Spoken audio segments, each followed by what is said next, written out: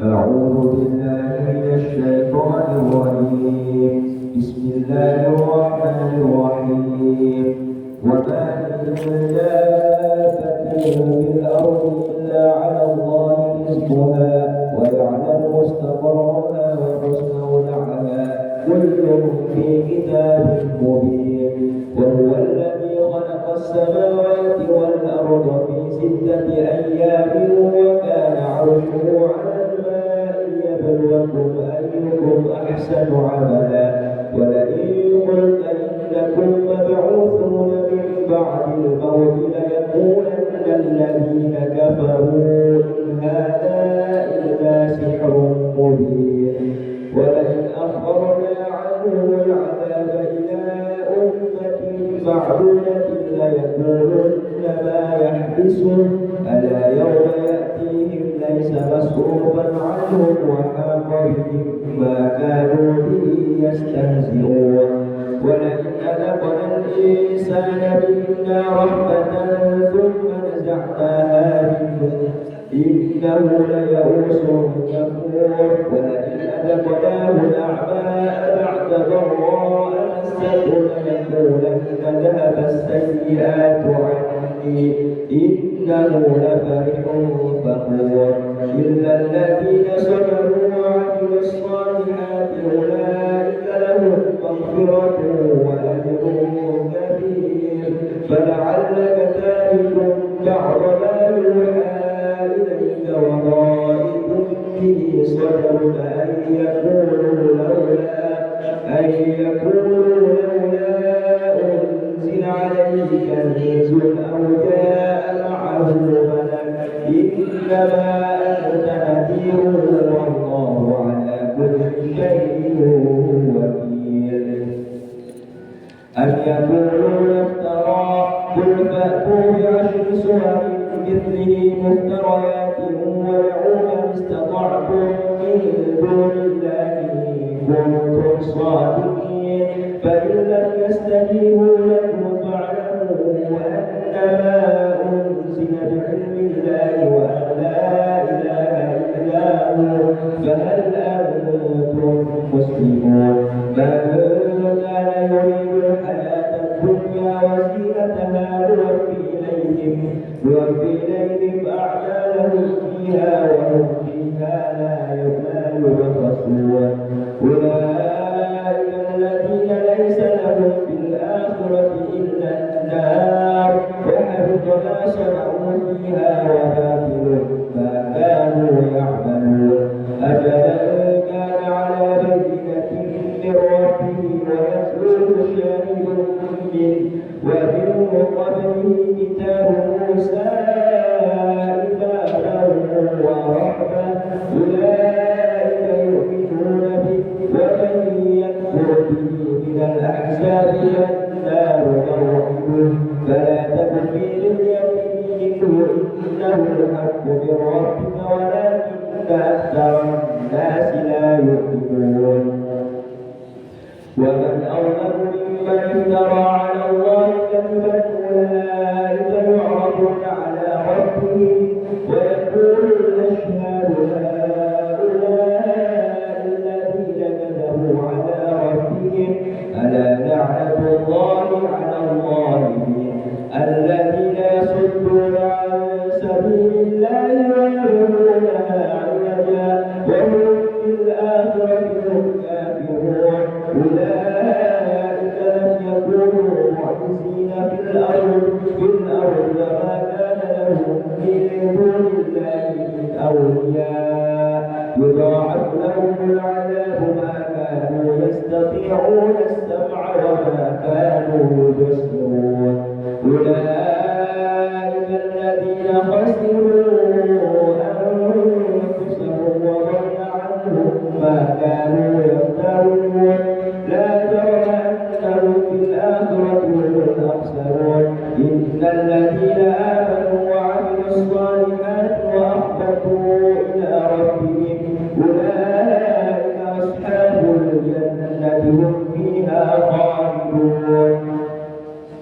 مثل الفريقين كالأعمى والأصم والبصير والسميع هل يستويان مثلا أفلا تذكرون ولقد أرسلنا نوحا إلى قومه إني لكم نذير مبين ألا تعبدوا إلا الله إني أخاف عليكم عذاب يوم أليم فقال الملأ الذين كفروا من قومه ما نراك إلا بشرا مثلنا وما نراك اتبعك إلا الذين هم أراذلنا بادي الرأي وما نرى لكم علينا من فضل بل نظنكم كاذبين قال يا قوم أرأيتم إن كنت على بينة من ربي وآتاني رحمة من عنده فعميت عليكم أنلزمكموها وأنتم لها كارهون ويا قوم لا أسألكم عليه مالا إن أجري إلا على الله وما أنا بطارد الذين آمنوا إنهم ملاقو ربهم ولكني أراكم قوما تجهلون ويا قوم من ينصرني من الله إن طردتهم أفلا تذكرون ولا أقول لكم عندي خزائن الله ولا أعلم الغيب ولا أقول إني ملك ولا أقول للذين تزدري أعينكم لن يؤتيهم الله خيرا الله أعلم بما في أنفسهم إني إذا لمن الظالمين قالوا يا نوح قد جادلتنا فأكثرت جدالنا فأتنا بما تعدنا إن كنت من الصادقين قال إنما يأتيكم به الله إن شاء وما أنتم بمعجزين ولا ينفعكم نصحي إن أردت أن أنصح لكم إن كان الله يريد أن يغويكم وربكم وإليه ترجعون أم يقولون افترى قل إن افتريته فعلي إجرامي وأنا بريء مما تجرمون وأوحي إلى نوح أنه لن يؤمن من قومك إلا من قد آمن فلا تبتئس بما كانوا يفعلون واصنع الفلك بأعيننا ووحينا ولا تخاطبني في الذين ظلموا إنهم مغرقون ويصنع الفلك وكلما مر عليه ملأ من قومه سخروا منه قال إن تسخروا منا فإنا نسخر منكم كما تسخرون فسوف تعلمون من يأتيه عذاب يخزيه ويحل عليه عذاب مقيم حتى إذا جاء أمرنا وفارت النور قل نحمل فيها من كل زوج اثنين وأهلك إلا من سبق عليه القول وما آمن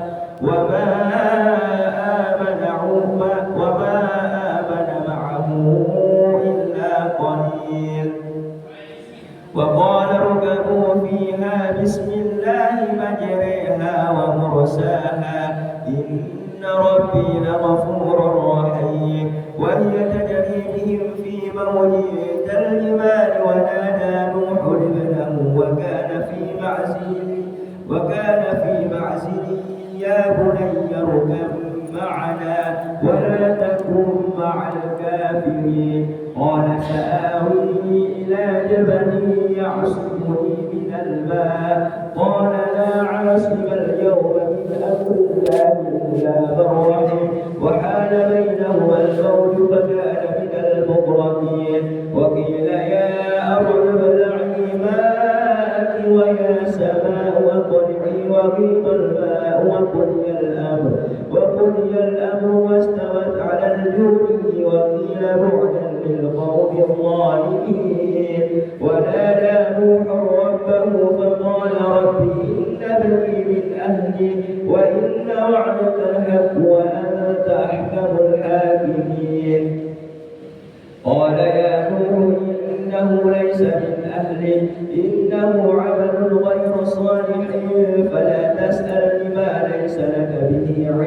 إني أعظك أن تكون من الجاهلين. قال رب إني أعوذ بك أن أسألك ما ليس لي به علم، وإلا تغفر لي وترحمني أكن من الخاسرين. قيل يا نوح اهبط بسلام منا وبركات عليك وعلى ممن معك، وأمم سنمتعهم ثم يمسهم منا عذاب أليم. تلك من أنباء الغيب نوحيها إليك، ما كنت تعلمها أنت ولا قومك من قبل هذا، فاصبر إن العاقبة للمتقين. وإلى عاد أخاهم هودا قال يا قوم اعبدوا الله ما لكم من إله غيره إن أنتم إلا مفترون. يا قوم لا أسألكم عليه أجرا إن أجري إلا على الذي فطرني أفلا تعقلون. ويا قوم استغفروا ربكم ثم توبوا إليه يرسل السماء عليكم مدرارا ويزدكم قوة إلى قوتكم ولا تتولوا مجرمين. قالوا يا هود ما جئتنا ببينة وما نحن بتاركي آلهتنا عن قولك وما نحن لك بمؤمنين. إن نقول إلا اعتراك بعد آلهتنا بسوء. قال إني أشهد الله واشهدوا أني بريء مما تشركون من دونه فكيدوني جميعا ثم لا تنذرون. إني توكلت على الله ربي وربكم ما من دابة إلا هو آخذ بناصيتها إن ربي على صراط مستقيم. فإن تولوا فقد أبلغتكم ما أرسلت به إليكم ويستخلف ربي قوما غيركم ولا تدرونه شيئا إن ربي على كل شيء حفيظ.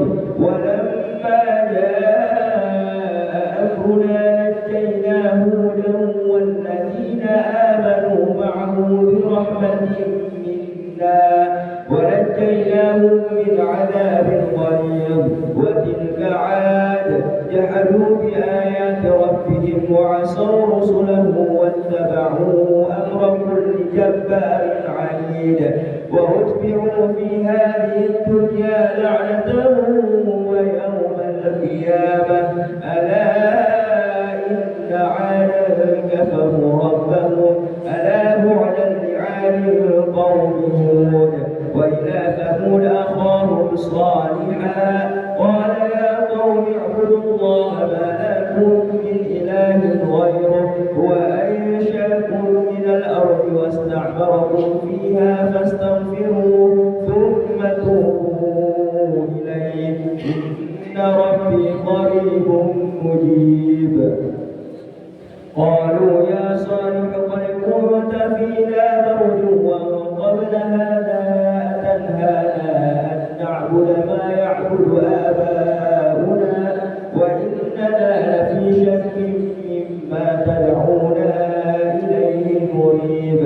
قال يا قوم أرأيتم إن كنت على بينة من ربي وآتاني منه رحمة فمن ينصرني من الله إن عصيته فما تزيدونني غير تخسير.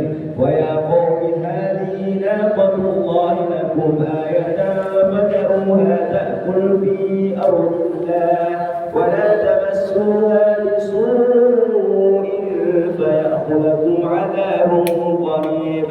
فعقروها فقال تمتعوا في داركم 3 أيام ذلك وعد غير مكذوب.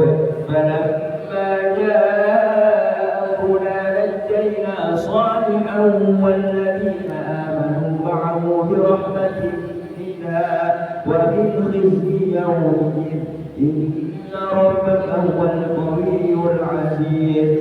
وأخذ الذين ظلموا الصيحة فأصبحوا في دارهم جاثمين كأن لم يغنوا فيها ألا إن ثمود كفروا ربهم ألا بعدا لثمود.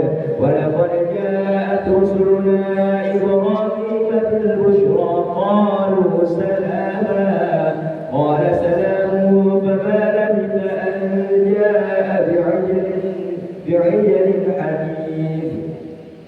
فلما رأى أيديهم لا تصل إليه نكرهم وأوجس منهم خيفة قالوا لا تخف إنا أرسلنا إلى قوم لوط وامرأته قائمة فضحكت فبشرناها بإسحاق ومن وراء إسحاق يعقوب. قالت يا ويلتى أعلد وأنا عجوز وهذا بعلي شيخا إن هذا لشيء عجيب. قالوا أتعجبين من أمر الله رحمة الله وبركاته عليكم أهل البيت إنه حميد مجيد. فلما ذاب عن إبراهيم الروع وجاءته البشرى يجادلنا في قوم لوط إن إبراهيم لحليم أواه منيب. يا إبراهيم أعرض عن هذا إنه قد جاء أمر ربك وإنهم آتيهم عذاب غير مردود. فلما جاءت رسلنا لوطا سيء بهم وضاق بهم ذرعا وقال هذا يوم عصيب. وجاءه قومه يهرعون إليه ومن قبل كانوا يعملون السيئات. قال يا قوم هؤلاء بناتي هن أطهر لكم فاتقوا الله ولا تخزوني في ضيفي أليس منكم رجل رشيد. قالوا لقد علمت ما لنا في بناتك من حق وإنك لتعلم ما نريد. قال لو أن لي بكم قوة أو آوي إلى ركن شديد. قالوا يا لوط إنا رسل ربك لن يصلوا إليك فأسر بأهلك بقطع من الليل ولا يلتفت منكم أحد إلا امرأتك إنها مصيبها ما أصابهم إن موعدهم الصبح أليس الصبح بقريب. فلما جاء أمرنا جعلنا عاليها سافلها وأمطرنا عليها حجارة من سجيل منضود مسومة عند ربك وما هي من الظالمين ببعيد. وإلى مدين أخاهم شعيبا قال يا قوم اعبدوا الله ما لكم من إله غيره ولا تنقصوا المكيال والميزان إني أراكم بخير وإني أخاف عليكم عذاب يوم محيط. ويا قوم أوفوا المكيال والميزان بالقسط ولا تبخسوا الناس أشياءهم ولا تعثوا في الأرض مفسدين. بقية الله خير لكم إن كنتم مؤمنين وما أنا عليكم بحفيظ. قالوا يا شعيب أصلاتك تأمرك أن نترك ما يعبد آباؤنا أو أن نفعل في أموالنا ما نشاء إنك لأنت الحليم الرشيد. قال يا قوم أرأيتم إن كنت على بينة من ربي ورزقني منه رزقا حسنا وما أريد أن أخالفكم إلى ما أنهاكم عنه إن أريد إلا الإصلاح ما استطعت وما توفيقي إلا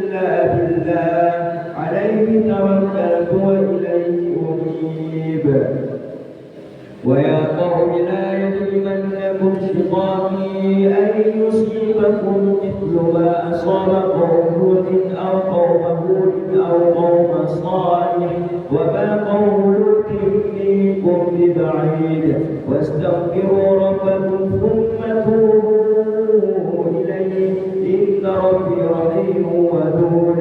قالوا يا شعيب ما نفقه كثيرا مما تقول وإنا لنراك فينا ضعيفا ولولا رهتك لرجمناك وما أنت علينا بعزيز.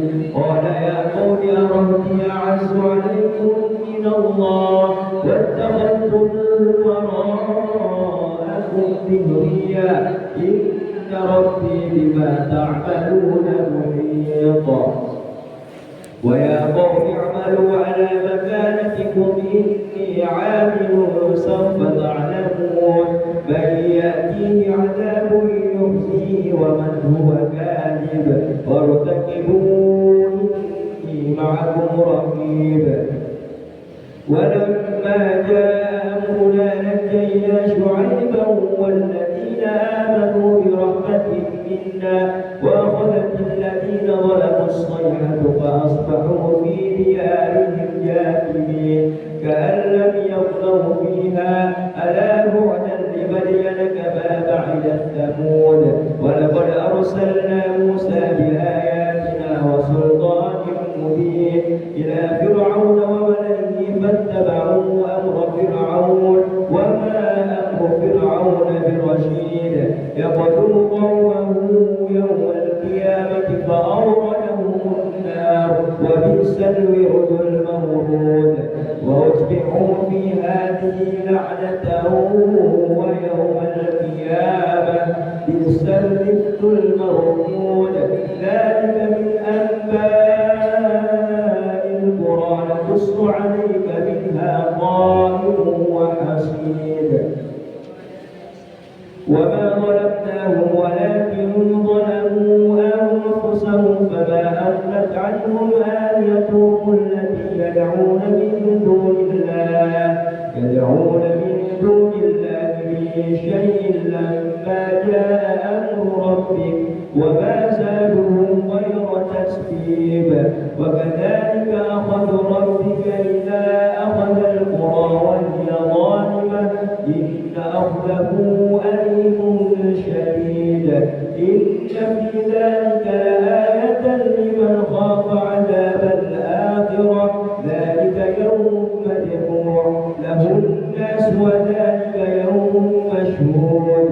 وما نؤخره إلا لأجل معدود يوم يأتي لا تكلم نفس إلا بإذنه فمنهم شقي وسعيد. فأما الذين شقوا ففي النار لهم فيها زفير وشهيق خالدين فيها ما دامت السماوات والأرض إلا من شاء ربك إن ربك فعال لما يريد. وأما الذين سعدوا ففي الجنة خالدين فيها ما دامت السماوات والأرض إلا ما شاء ربك عطاء غير مجنون. فلا تك في مرية مما يعبد هؤلاء ما يعبدون إلا كما يعبد آباؤهم من قبل وإنا لنوفوهم نصيبهم غير منقوص. ولقد آتينا موسى الكتاب فاختلف فيه ولولا كلمة سبقت من ربك لقضي بينهم وإنهم لفي شك منه مريب. وإن كلا لما ليوفينهم ربك أعمالهم إنه بما يعملون خبير. فاستقم كما أمرت ومن تاب معك ولا تطغوا إنه بما تعملون بصير. ولا تركنوا إلى الذين ظلموا فتمسكوا النار وما لكم من دون الله من أولياء ثم لا تنصرون. وأقم الصلاة طرفي النهار وزلفا من الليل إن الحسنات يذهبن السيئات ذلك ذكرى للذاكرين. واصبر فإن الله لا يضيع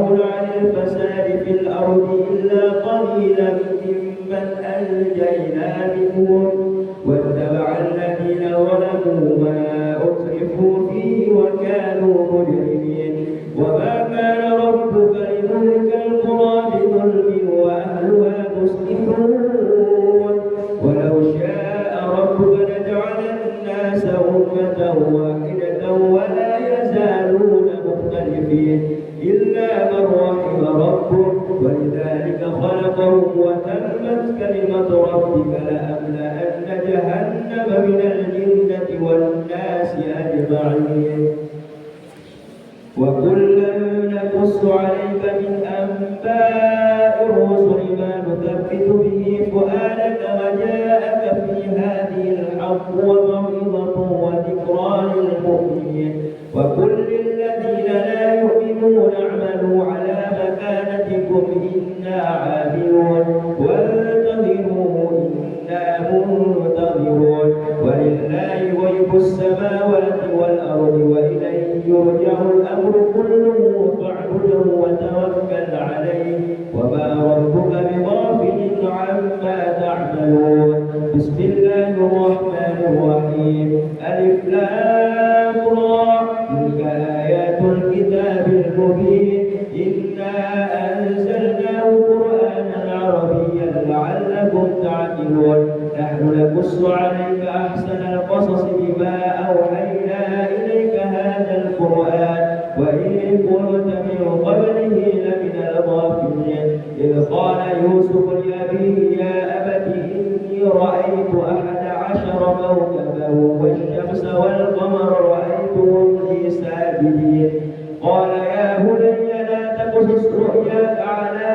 إخوتك فيكيدوا لك كيدا إن الشيطان للإنسان عدو مبين وكذلك يجتبيك ربك ويعلمك من تأويل الأحاديث ويتم نعمته عليك وعلى آل يعقوب كما أتمها على أبويك من قبل إبراهيم وإسحاق إن ربك عليم حكيم لقد كان في يوسف وإخوته آيات للسائلين إذ قالوا ليوسف وأخوه أحب إلى أبينا منا ونحن عصبة إن أبانا لفي ضلال مبين اقتلوا يوسف واطرحوه أرضا يخل لكم وجه فيكم وتكونوا من بعده قوما صالحين قال قائل منهم لا تقتلوا يوسف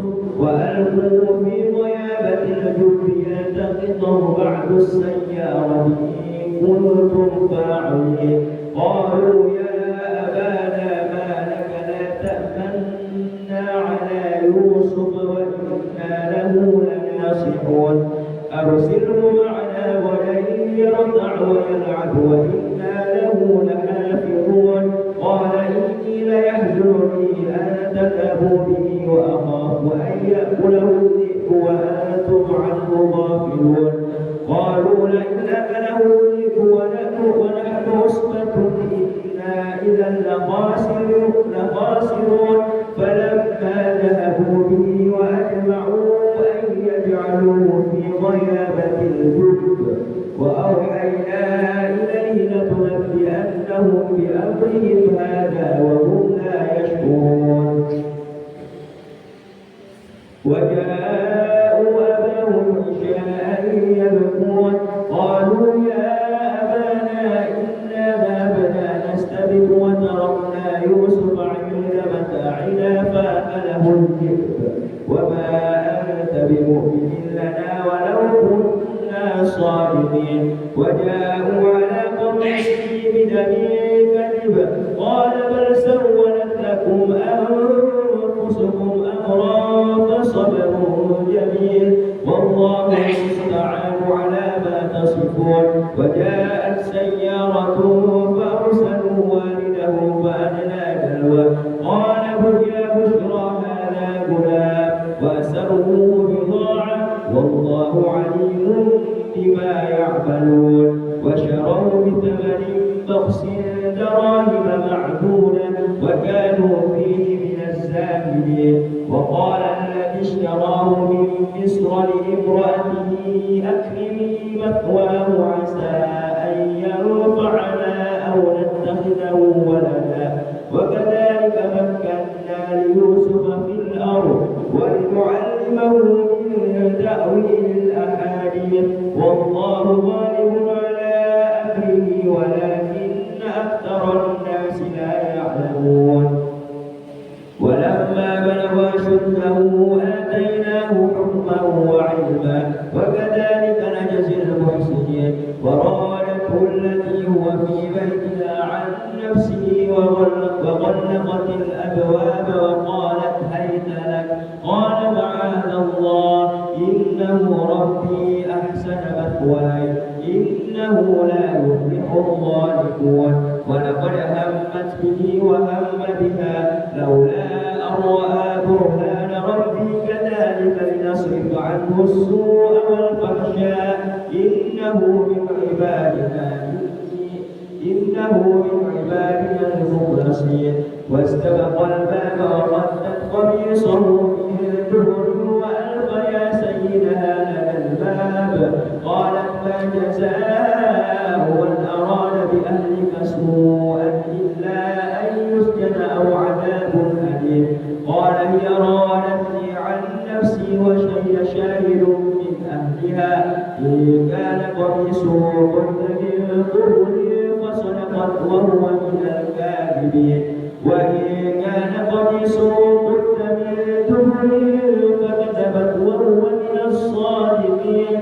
فلما رأى قميصه قد من دبر قال إنه من كيدكن إن كيدكن عظيم. يوسف أعرض عن هذا واستغفر لذنبك إنك كنت من الغافلين. وقال نسوة في المدينة امرأة العزيز تراود فتاها عن نفسه قد شغفها حبا إنا لنراها في ضلال مبين. فلما سمعت بمكرهن أرسلت إليهن وأعتدت لهن متكئا وآتت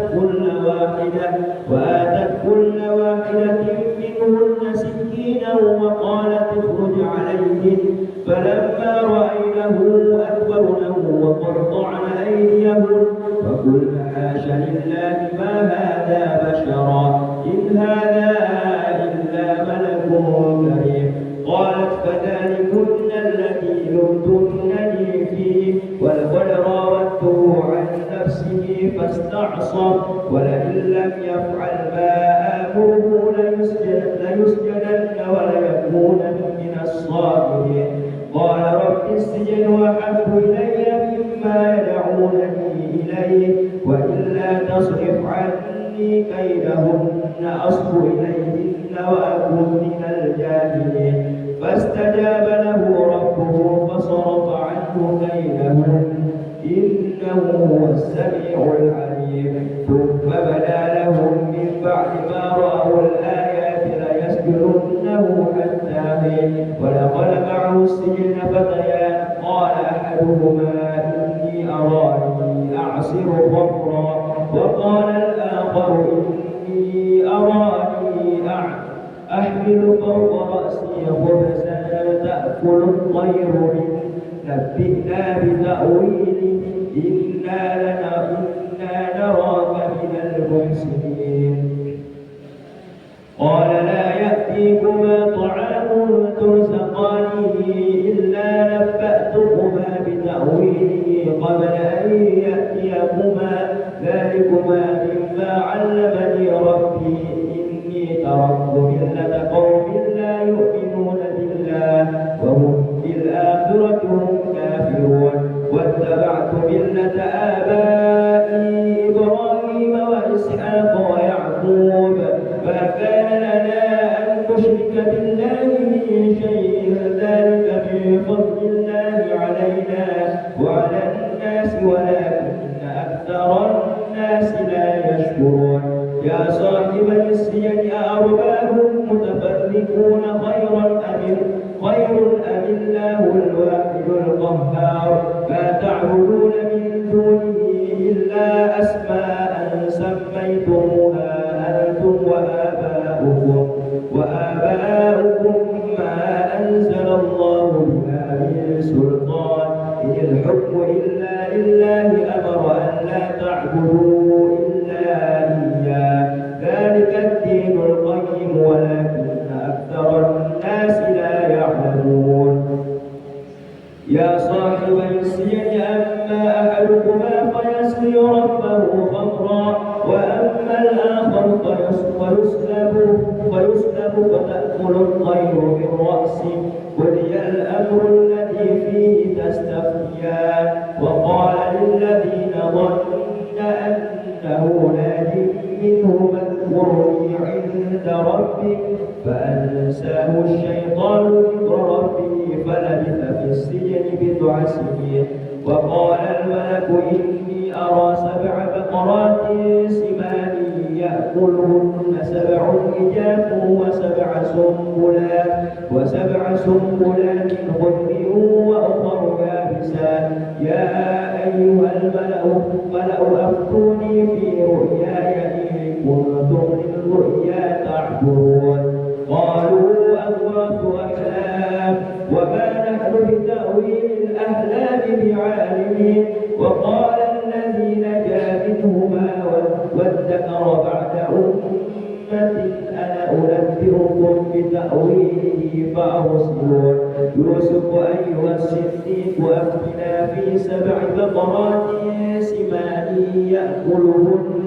يأكلهن 7 عجاف و7 سنبلات خضر وأخر يابسات لعلي أرجع إلى الناس لعلهم يعلمون قال تزرعون 7 سنين دأبا فما حصدتم فذروه في سنبله إلا قليلا مما تأكلون ثم يأتي من بعد ذلك 7 شداد يأكلن ما قدمتم لهن إلا قليلا مما تحسنون ثم يأتي من بعد ذلك عام فيه يغاث الناس وفيه يعصرون وقال الملك ائتوني به فلما جاءه رسول قال ارجع إلى ربك فاسأله ما بال النسوة اللاتي قطعن أيديهن إن ربي بكيدهن عليم